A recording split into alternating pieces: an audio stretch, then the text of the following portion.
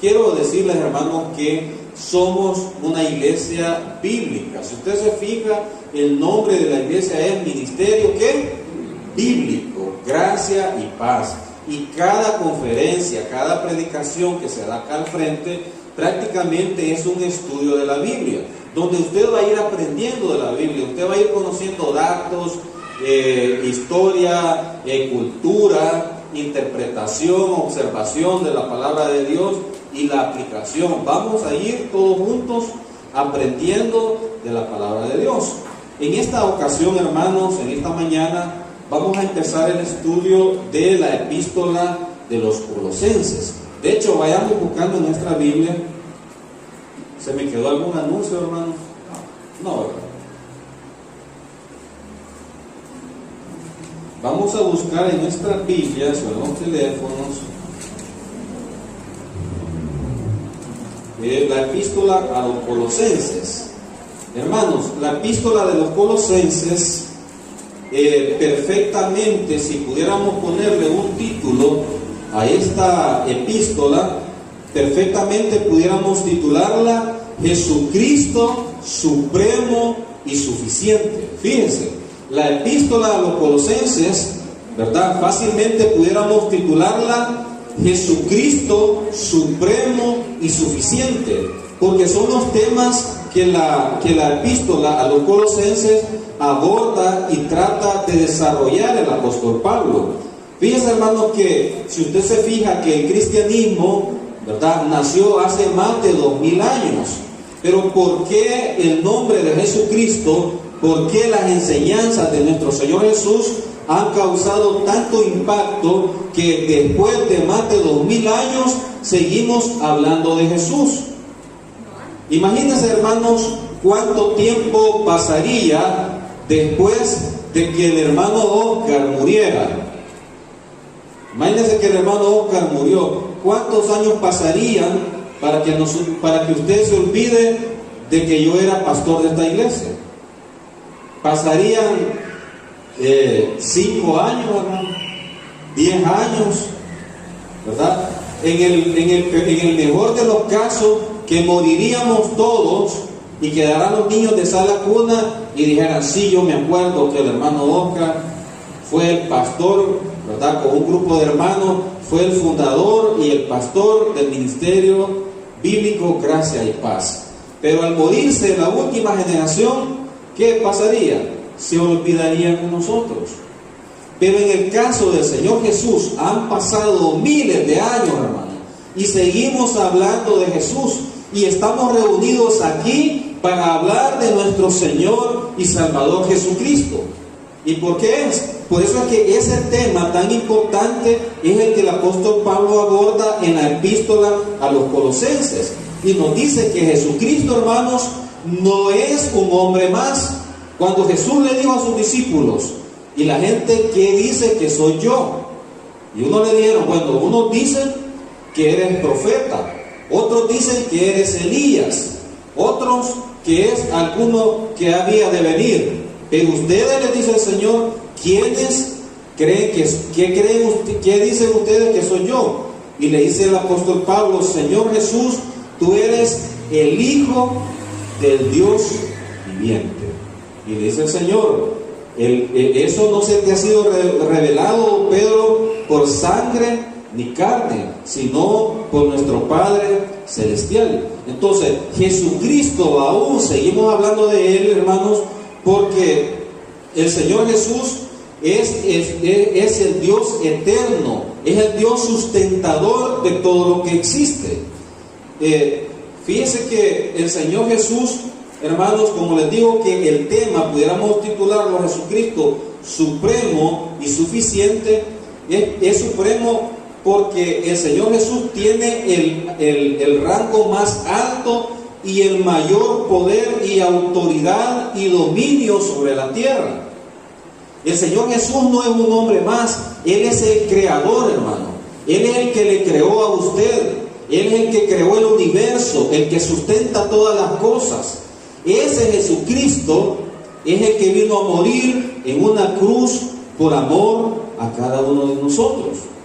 Y precisamente porque Él es Dios hecho carne, y Él es supremo, y es la autoridad sobre toda la creación, precisamente por eso es que cuando Él vino y murió en la cruz por nuestros pecados, ese sacrificio es suficiente para llevarnos a la gloria eterna. Fíjense, por eso es que Él es suficiente. Nosotros en Cristo tenemos todo lo necesario, hermanos, primeramente para ser salvos, y segundo, tenemos todo lo necesario para tener una vida de santidad y de comunión con nuestro Padre. Ese es el tema a tratar en la epístola, hermanos, de Colosenses. Pero quiero que entremos, hermanos, en lectura. ¿Tienen Colosenses? Vamos al capítulo 1, versículo 1. Vamos a leer todo el versículo 1. Dice: Pablo, apóstol de Jesucristo, por la voluntad de Dios, y el hermano Timoteo. Leamos el 2 también. A los santos y fieles hermanos en Cristo que están en Colosas, gracia y paz sea a vosotros de Dios nuestro Padre y del Señor Jesucristo. Vamos a analizar estos dos versículos palabra por palabra. Vamos a procurar hacerlo de una forma exegética. ¿Qué pasa, hermano Johnny? ¿Alguna silla? Si alguien necesita una Biblia, el hermano Johnny, yo creo que todos andamos, ¿verdad? Bien, vamos a leer. Ahí está la hermana que necesita. Dice, ya leímos: Pablo, apóstol de Jesucristo. Primero quiero hacer énfasis o aclarar, explicar la palabra Pablo. ¿Quién era el apóstol Pablo, hermano? El apóstol Pablo inicialmente, ¿verdad?, era un religioso. El apóstol Pablo inicialmente su nombre era Saulo. Y sabe que la palabra Saulo, el nombre Saulo, significa pedido. También significa una gran persona, o también significa el de mucha importancia. O sea que cuando los papás del apóstol Pablo tuvieron al hijo, los papás dijeron: este mi hijo va a ser una persona prominente, le vamos a poner Saulo, ¿verdad? Que significa el de mucha importancia. Ese era el nombre de Pablo, ¿verdad? Era Saulo, el de mucha importancia. Pero viene el Señor, hermanos, y le cambia el nombre a Pablo cuando él se convierte. Y le dice: ya no te vas a llamar Saulo, sino que te vas a llamar Pablo. Y Pablo significa pequeño. Y sabe que la palabra pequeño, el Señor le puso Pablo para recordarle la condición que él tenía ante Dios. Porque Saulo en su vida anterior era religioso, hermano. Él perseguía a la iglesia de Dios, mataba a los cristianos, ¿verdad? Y él dice que en cuanto a la ley, él era irreprensible. Era una persona estudiosa de la ley, cumplidora de la ley, ¿verdad? Ese era Saulo, era una persona prominente, importante. Pero cuando se enfrenta a Jesús y le dice: Pablo, Pablo, ¿por qué me persigues? Dura cosa te es dar cosas contra el aguijón. Y Pablo queda ciego, ¿verdad? Y el Señor le manda a un apóstol para que vaya a orar por él y que recupere la vista. Entonces el apóstol Pablo tiene un encuentro con Dios, y cuando el Señor Jesús empieza a adoctrinarlo, hermano, cuando el Señor Jesús empieza a hablar con Pablo y a enseñarle todas las verdades del Evangelio, y el apóstol Pablo llega a entender que él está siendo salvo por Jesucristo, por la gracia de Dios, porque él en su religión, él en su religión, y que decía que era irreprensible, pero se había convertido ¿en qué? En un homicida, porque él, hermanos, consintió la muerte de Esteban, y él perseguía a los cristianos para matarlos. Eso es lo que hace la religión, hermano. La religión nos tuerce nuestra conducta y nos hace pensar que lo que estamos haciendo es correcto, religiosamente. Pero viene el Señor y confronta a Pablo, ¿verdad? Y tiene una experiencia personal con él y le cambia el chip a Pablo. Y a Pablo ya no dice que él es irreprensible, ya no dice que él es judío de judíos, fariseo en cuanto a la ley, perseguidor de la iglesia. Ya no él tiene todos esos atributos o esos méritos, sino que viene Pablo al conocer la gracia de Dios y dice: miserable de mí, ¿quién me podrá librar de este cuerpo de muerte? Él entendió que hiciera toda la religión, cumpliera todos los ritos religiosos habidos y por haber, eso no le iba a llevar a la salvación. El único que le puede dar vida eterna es Jesucristo, hermano. Y la Biblia dice que por cuanto todos pecaron y todos están destituidos de la gloria de Dios. Eso lo escribió Pablo en Romanos. Es lo que el Señor le enseñó y es lo que escribe y lo que entendió, que por cuanto todos somos pecadores, nadie puede ganar la salvación, nadie puede portarse bien. Dice que porque no hay ningún justo, dice. Todos pecaron, todos se desviaron a una, se hicieron inútiles. No hay ninguno bueno, hermano. Todos somos pecadores, ¿verdad? Y cuando Pablo comprende que él era un pecador, que su religión no le servía para nada, que él lo más que había logrado había sido perseguir y matar y torturar a otras personas. Cuando él entiende que él es un pecador y que el judaísmo no le puede llevar a la gloria eterna, él se conmueve y se quebranta, hermanos, y dice: miserable de mí. Y empieza a hablar acerca de la gracia de Dios, porque es necesario que nosotros podamos ser salvos por la gracia de Dios, porque de otra forma no puede ser, hermanos. Porque si el Señor nos salva y saca, por ejemplo, al hermano Edwin, y lo sacó y lo saca y lo dice: vaya Edwin, yo ya te salvé, sos salvo, te voy a poner acá y seguir caminando vos por tu propia cuenta. ¿Cree que no va a volver a pecar el hermano Edwin? Si le dice a Hernán: vaya Hernán, yo ya te perdoné los pecados pasados, vení, ya te salvé, pero ahora vas a caminar por tu propia cuenta y vas a rendir cuentas por los pecados presentes y por lo que vayas a hacer. ¿Será que ya no va a pecar Hernán? Va a seguir pecando, hermanos, porque somos imperfectos, somos pecadores. Conociendo Dios esa verdad, dijo: la salvación no puede ser por obras, tiene que ser por gracia, porque estos nunca van a cumplir. Si usted, hermano, está en la universidad y hace un trabajo de tesis, hace un documento, ¿verdad?, y lo empasta, lo imprime y está el documento listo, una tesis, un trabajo de lujo académico, y le dice Hernán a su hijo, a su hija Blanquita, ¿verdad?, que tiene 4 años, y le dice: vaya hija, ya hice esta tesis, yo te la voy a dar para que vos la termines, para que la cuides. ¿Qué crees que va a hacer ese niño de 3 años con esa tesis? La va a colorear, la va a pintar. Entonces, lo mismo, si el Señor nos dice que la salvación de aquí en adelante va a depender de nuestra conducta y que nosotros vamos a cuidar y que nos vamos a esforzar para no pecar, es mentira. Nosotros solamente, como dice el apóstol Pablo, podemos alcanzar la santidad dependiendo de nuestro Señor Jesús. Como dice: de la misma forma en que creíste. ¿Cómo creímos? Por fe. De la misma forma en que fuimos salvos, ¿verdad?, por medio de la fe, de esa misma forma andad.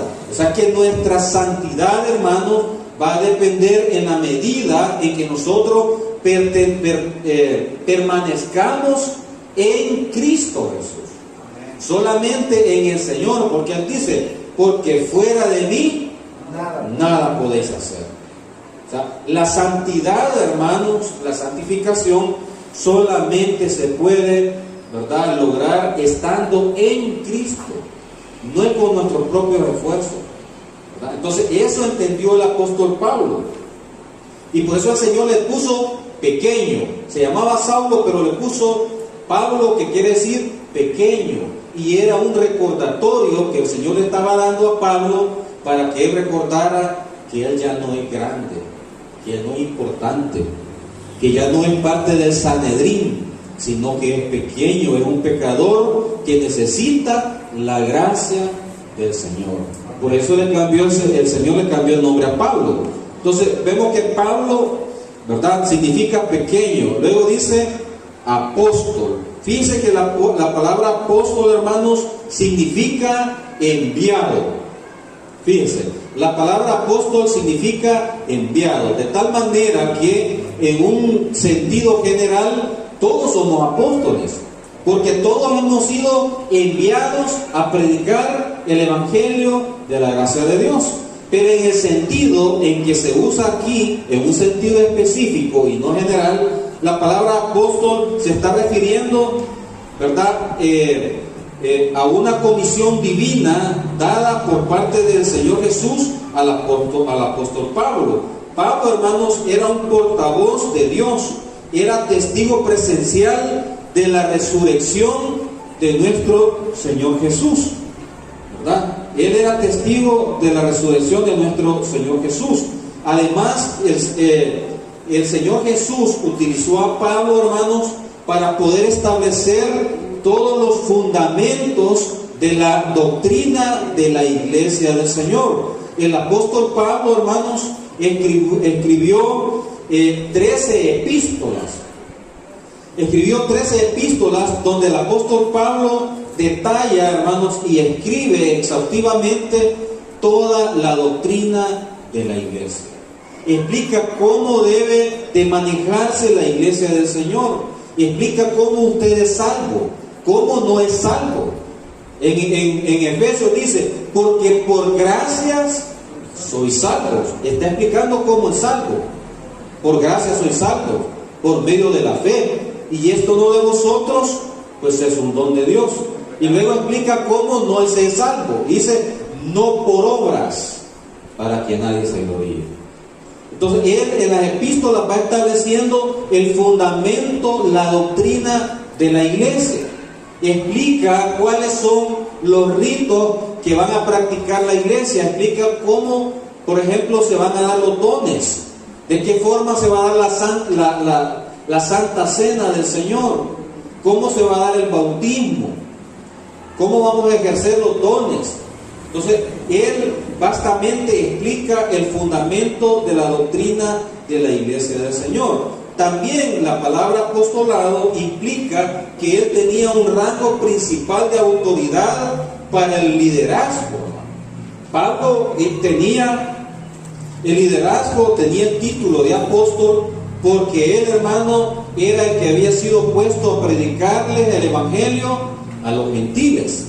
El apóstol Pablo tenía esa autoridad. Ahora, ¿era cuestionada? Les pregunto, hermanos, ¿era cuestionada la autoridad del apóstol Pablo como apóstol, valga la redundancia? Sí, cuestionaban a Pablo. Y Pablo en 2 de Corintios, porque en los Corintios, hermanos, que él había ganado a Cristo, él había dedicado mucho tiempo a la iglesia de Corinto. Estos corintios lo habían traicionado y lo estaban despotricando y diciendo, Pablo no es apóstol. Y en 2 de Corintios él vastamente defiende y explica su apostolado. Y decía que porque él no había andado con los 12 discípulos y por eso cuestionaban si era o no era apóstol. Pero hermano, el apóstol Pablo anduvo 3 años y medio con el Señor Jesús y el Señor Jesús le reveló verdades profundas, de tal manera que el apóstol Pedro dice, el apóstol Pablo dice, el hermano Pablo tiene conocimientos profundas, verdades profundas, difíciles de comprender. Los mismos apóstoles no entendían a perfección las enseñanzas de Pablo.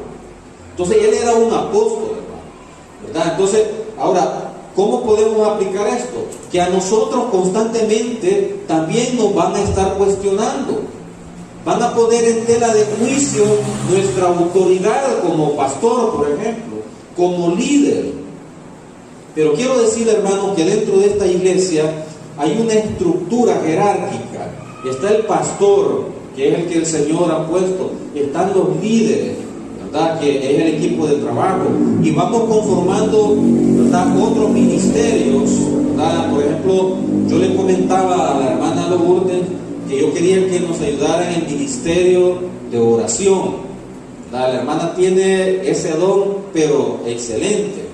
Y le digo yo, hermana, quiero que nos ayude en el ministerio de oración.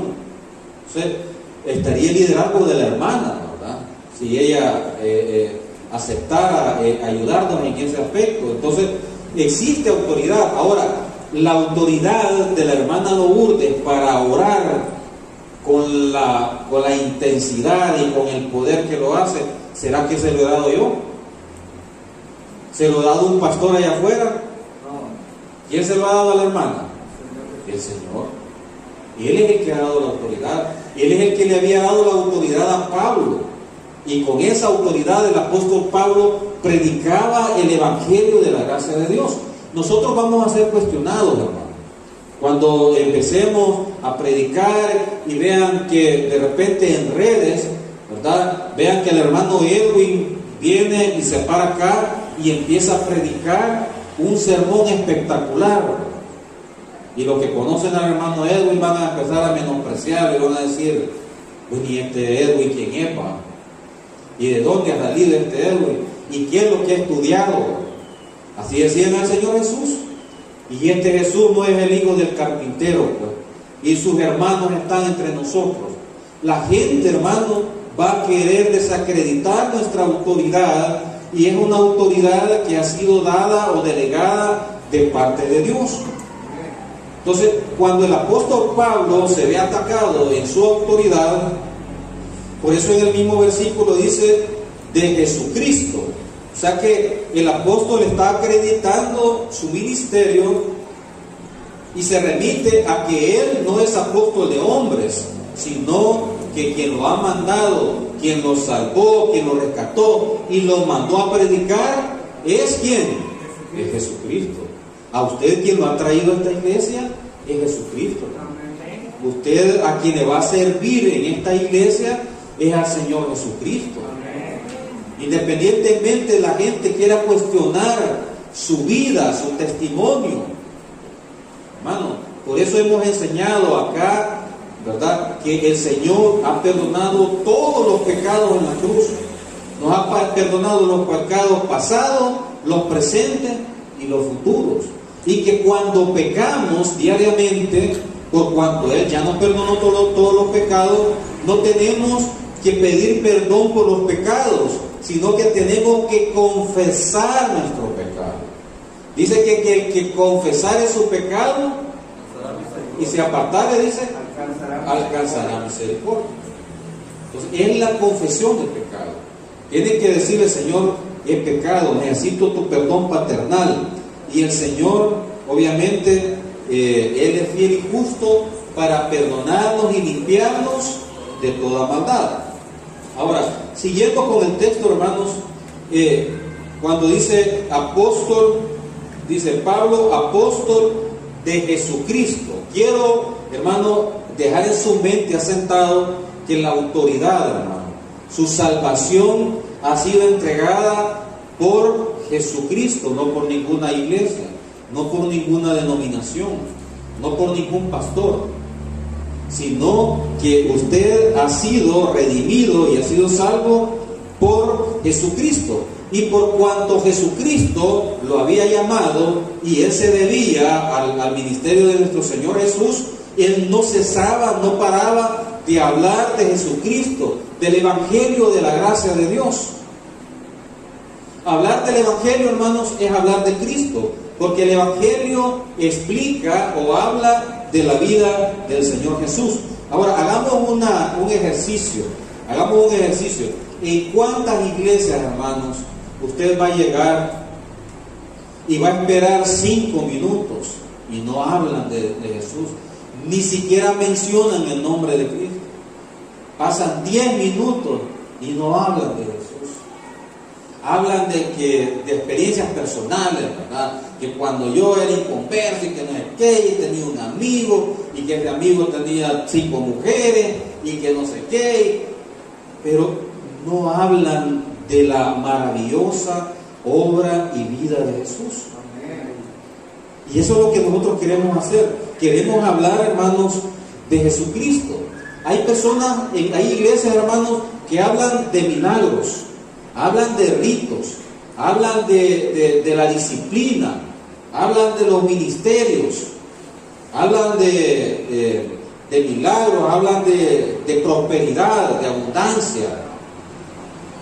Y eso no es malo, eso es bueno. Pero lo que es malo es que esos temas sean el tema principal en esas iglesias.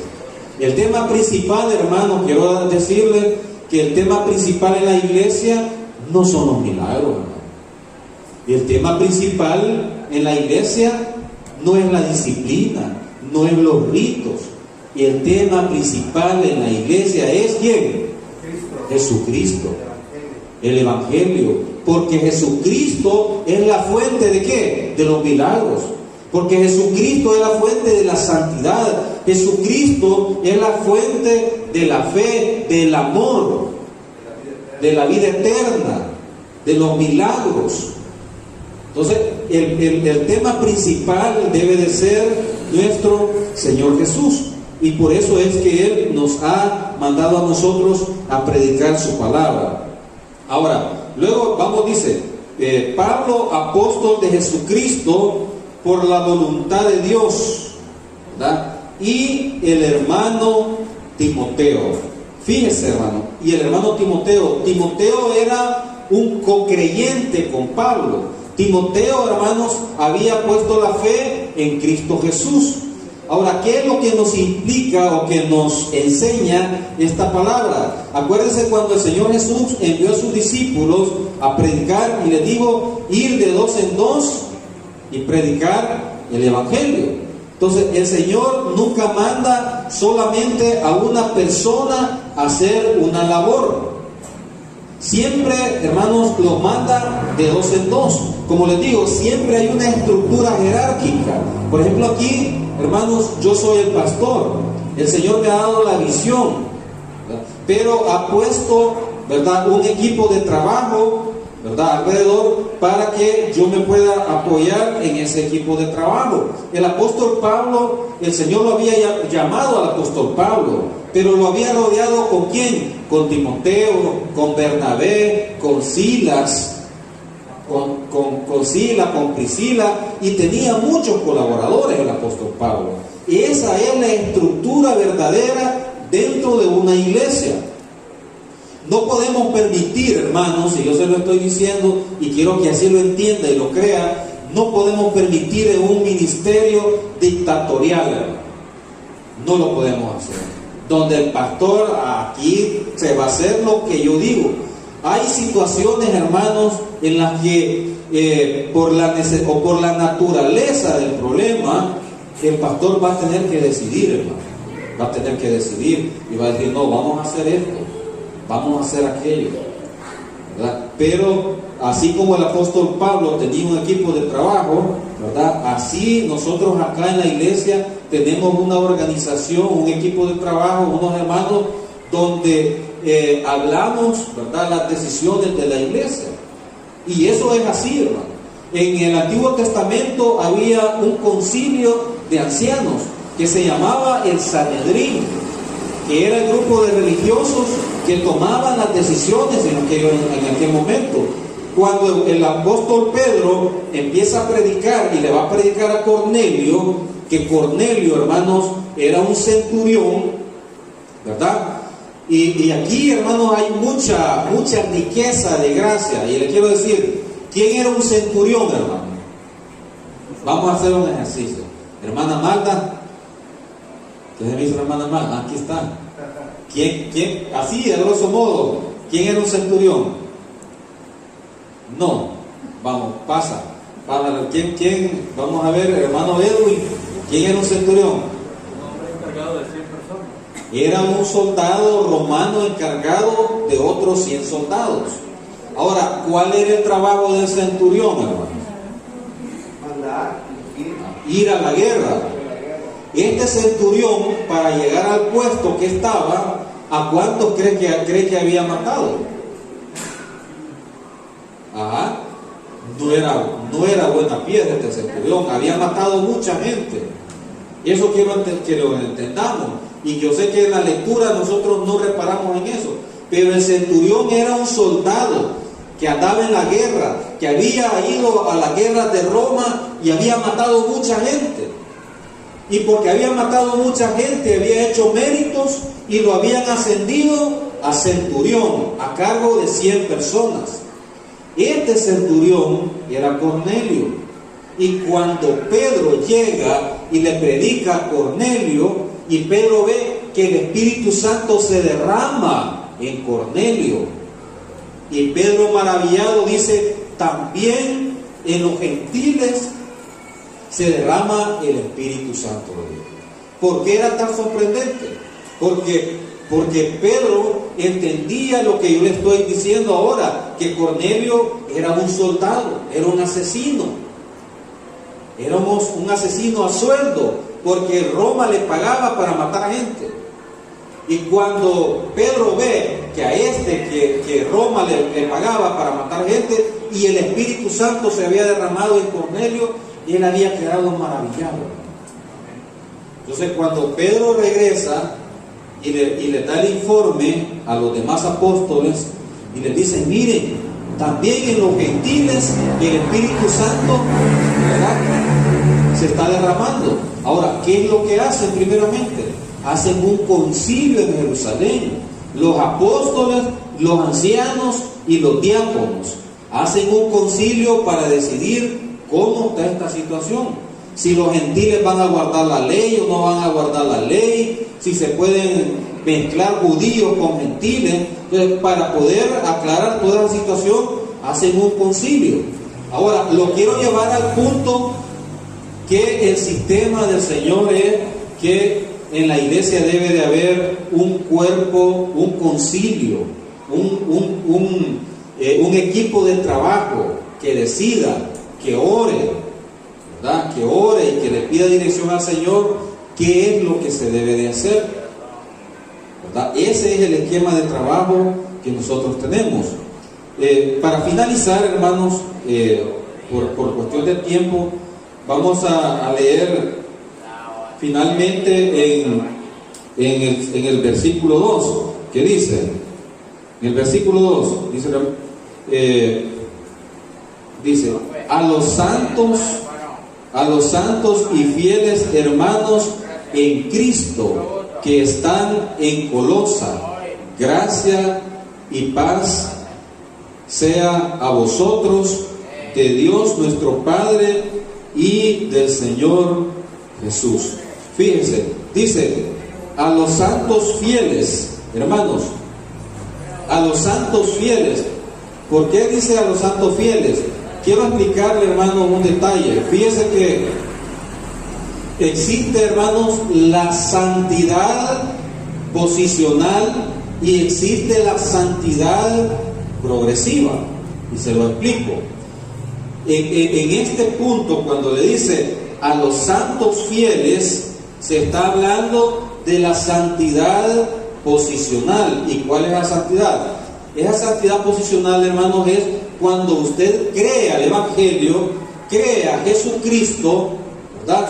Y en la cruz el Señor Jesús llevó los pecados de toda la humanidad. El Señor Jesús en la cruz llevó sus pecados, todos sus pecados. Y cuando usted pone la fe en Cristo, ¿verdad?, sus pecados son perdonados y la santidad de Jesús se le es imputada a usted. Por eso es que Pablo dice, ya no vivo yo, mas Cristo vive en mí, porque con Cristo estoy juntamente crucificado. Entonces, lo que ocurre cuando usted cree en el Evangelio, hermano, es que el Señor, Dios Padre, ve como que usted mismo haya muerto en la cruz. aunque quien en realidad murió fue Jesús. Pero Dios, cuando usted cree en Jesús, ¿verdad? Dios Padre lo ve como que usted mismo murió en la cruz. Y cuando usted cree en Jesús, ¿verdad? También Dios Padre ve la santidad de su Hijo imputada en su vida. Fíjese lo maravilloso, hermano, que es el Evangelio. Por eso le digo que la santidad que nosotros podemos vivir tiene que ser una santidad en Cristo. No hay necesidad que yo le esté diciendo, mire hermano, usted para ser santo tiene que orar, tiene que congregarse, tiene que predicar, tiene que leer la Biblia. Y esos son consejos. Pero cuando usted conoce estas verdades bíblicas, hermano, que Dios, que Jesucristo ha depositado la santidad de Él en su persona, y que Dios Padre a usted, a pesar de lo que somos, nos ve con la santidad de su Hijo. Esa es la santidad posicional. ¿Por qué? Porque estamos en Cristo. Cuando creímos, hemos sido trasladados de la familia de Satanás, ¿a dónde? A la familia de Dios. Nuestra posición, nuestra ubicación, antes estábamos ubicados en la familia de Satanás. Cuando creímos, somos trasladados a la familia de Dios. Y se llama santidad posicional porque nuestra posición ha cambiado. Hemos cambiado de la posición de Satanás a la posición de hijos de Dios. Y esa es la santidad posicional. Por eso es que cuando el apóstol escribe a los corintios y les dice a los santos hermanos que están en Corinto, gracia y paz. Ahora, tenían un buen comportamiento los corintios, hermano. El apóstol Pablo les dice santos, pero cuando viene y aborda los problemas que tenían los corintios, hermano, que uno de ellos se había metido con la mujer del otro hermano, que se emborrachaban en la Santa Cena, que discriminaban, el que tenía dinero discriminaba y marginaba a otras personas. Ahora, pero Pablo les llama santos, pero en esa palabra a los santos está refiriendo a la santidad posicional, a la calidad que usted tiene como hijo de Dios. Pero existe una santidad progresiva que ya no tiene que ver, hermanos, con la salvación, sino que tiene que ver con la relación que usted tiene con Dios, con la relación que usted tiene con su hermano, con su prójimo. Y esa es la santidad progresiva, donde usted, ¿verdad?, debe de ir siendo cada vez mejor cristiano, debe de ir creciendo en el Señor. Entonces, en este tema está hablando acerca de la santidad posicional. Ahora, quiero que leamos en Colosenses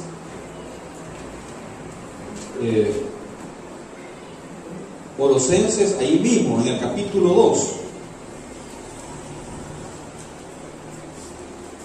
en el versículo 9, Colosenses 2:9. Me dice un amén cuando lo encuentren, porque quiero que lo leamos todo, hermanos. Quiero mostrarle que es la santidad, hermanos, la santidad posicional que les estoy hablando, es una santidad que Dios nos la ha dado, es una posición que Dios nos ha dado. Como decía el hermano Johnny en una predicación, o no sé si era Hernán, que en España, allá en Europa, le dan títulos, ¿verdad? Viene el rey y le dice, te doy el título de duque, de duquesa, o de, ¿qué otros títulos hay? De conde. Por ejemplo, Elton John tiene el título de Sir Elton John. Sir es caballero, es un título honorífico. Y ese título es otorgado por el rey o por la reina. Y ese título nadie se lo puede quitar. Nadie. ¿Por qué? Porque no depende de usted, sino que se le ha sido entregado. Y quien le da legitimidad es el rey o la reina que se lo da. Lo mismo el título suyo de Hijo de Dios nos lo ha dado nuestro Señor Jesucristo. Para finalizar, quiero que leamos en Colosenses 2:9, ¿lo tienen? Dice, porque en Él, ¿quién es Él? Jesucristo. Porque en Él habita corporalmente toda la plenitud de la deidad. Cristo es Dios. Dentro de Jesús estaba, ¿verdad?, toda la deidad, hermano, toda la esencia de Dios. Él era Dios, Dios encarnado, ¿verdad? Y por cuanto Dios encarnado vino a morir por nuestros pecados, ¿verdad?, y murió por cada uno de nosotros, dice el 10, dice, y vosotros estáis como completos. Vea, y vosotros estáis completos en Él. Ahora, ¿qué es completo, hermano? Perfecto. Es perfecto. Ahora, no nos hace falta nada.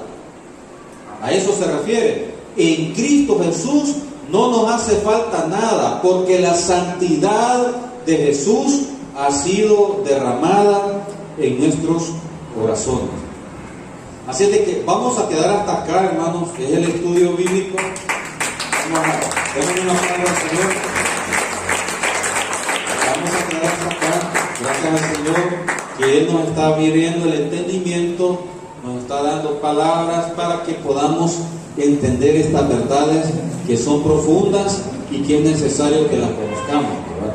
Vamos a seguir siempre con el libro de Colosenses para que podamos llevar una secuencia en el tema del libro de Colosenses. Bueno, vamos a quedar hasta acá despedidos para que podamos saludarnos, que podamos estrecharnos la mano, saludar al hermano y conocernos entre nosotros.